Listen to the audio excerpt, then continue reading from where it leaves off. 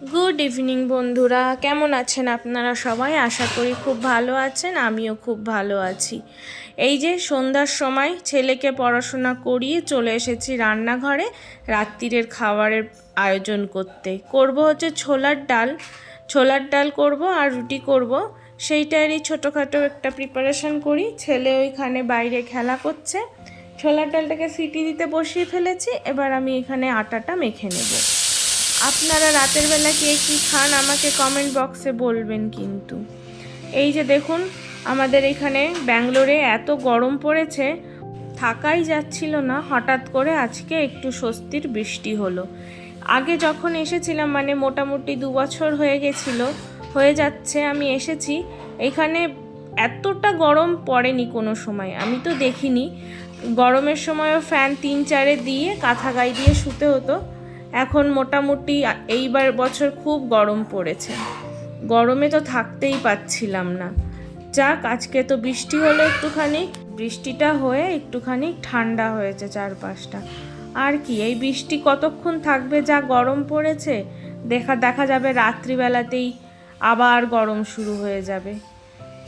থাক, তাও আর কি, বৃষ্টি হয়েছে। এই দেখুন, কথা বলতে বলতে ডালও সেদ্ধ হয়ে গেছে। এইখানে আমার হাজবেন্ডও চলে এসেছে। ডাল সেদ্ধ হয়ে গেছে, মশলাপাতি সব বানানো হয়ে গেছে। এখন কড়াই বসিয়ে দিচ্ছি।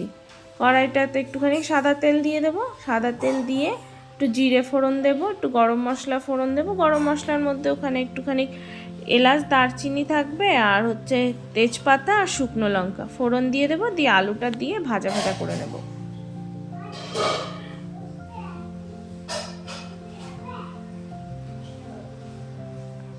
বৃষ্টির জন্য আজকে নিচেও যেতে পারছিলাম না, সেই জন্য ভাবলাম ঠিক আছে, যাক, নিচে যখন যেতে পারছিই না, এখনই রান্নাবান্নাটা কমপ্লিট করে রাখি। তাহলে আর কি, যদি একটু বৃষ্টি কমে নিচে যাব, সবার সাথে একটু গল্প করব, ঘরে এসে রান্না করা ঝামেলাটা থাকবে না।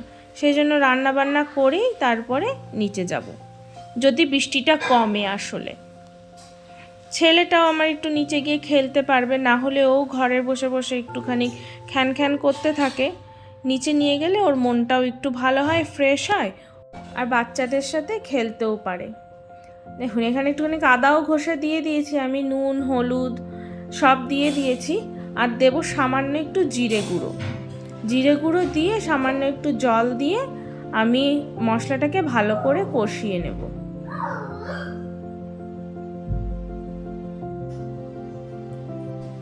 আর কালারের জন্য দেবো একটুখানি কাশ্মীরি রেড চিলি পাউডার। আপনারা কে কীরকমভাবে ছোলার ডাল বানান আমাকে একটু জানাবেন কমেন্ট বক্সে। এবার এই যে সেদ্ধ করে রাখা ডালটা দিয়ে দিলাম, দিয়ে ভালো করে এটা কষিয়ে নেব। কষিয়ে নিয়ে ওই যে ডালটা সেদ্ধ করেছিলাম, সেই ডালটা সেদ্ধ করার জল আমি ফেলেছিলাম না, সেই জলটাই আমি ঝোলে কাজে লাগাবো। দিয়ে আমি সুন্দর করে ঢাকা চাপা দিয়ে রেখে দেব, গ্যাসটাকে সিম করে। একটু কাঁচা লঙ্কাও দিয়ে দিয়েছিলাম। এখানে ডাল হতে থাকুক, আমি রুটিটা করে নিই। এক এক করে রুটি করে নেব, তাহলে কাজটা আমার আগিয়ে থাকবে। ডালটা হতে হতে আমি রুটিগুলোও করে নেব। ঘরে সবাই রুটি খাবে, ঘরে সবাই মানে কি, আমি, ছেলে আর আমার হাজবেন্ডই তো আছি।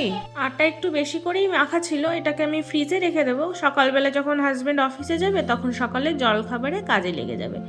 আমি রুটিগুলো সব বেলে নিচ্ছি এক এক করে। আপনারা কারা কোথা থেকে আমার ভিডিও দেখছেন আমাকে একটু জানাবেন কিন্তু। আর আপনাদের ওখানে কীরকম গরম পড়েছে, বৃষ্টি হচ্ছে কি না, সেটাও আমাকে কমেন্টে জানাবেন, কেমন?